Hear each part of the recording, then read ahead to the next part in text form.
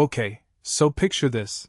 The UK government just dropped a bomb on how we save for retirement, and honestly, it feels like they're playing Jenga with our future financial security.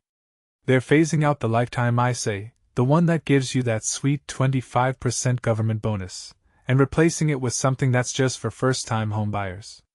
Now, on the surface, that might sound fine, right? But what makes this really interesting, and frankly, a bit alarming, is who this actually impacts the most: the self-employed. Personally, I think this is a massive oversight. We're talking about 4.25 million people in the UK who are their own bosses.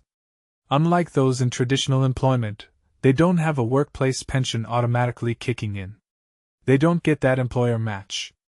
For so many of them, the lifetime ISA was this crucial, straightforward tool to build up retirement savings. It was one of the few things that offered a tangible incentive, that government boost, to put money aside for the long haul. And now? Poof!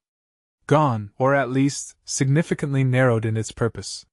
What many people don't realize is that a huge chunk of lifetime ISA users, around 45%, were actually using it for retirement, not just a house deposit.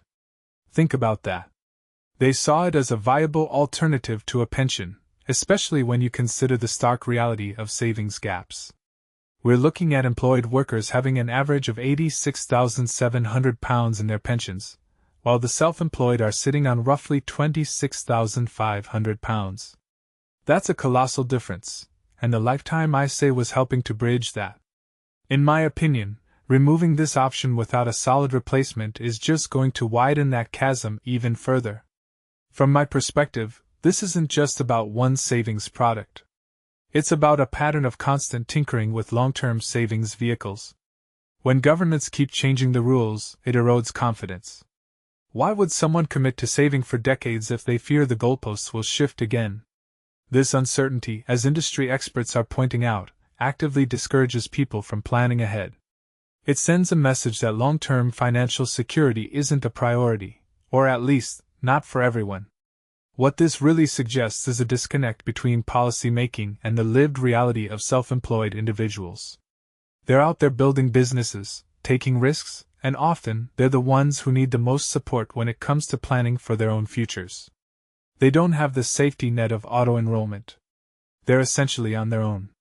And to take away one of the few clear, incentivized savings avenues they had? It just feels like a step backward. It raises a deeper question.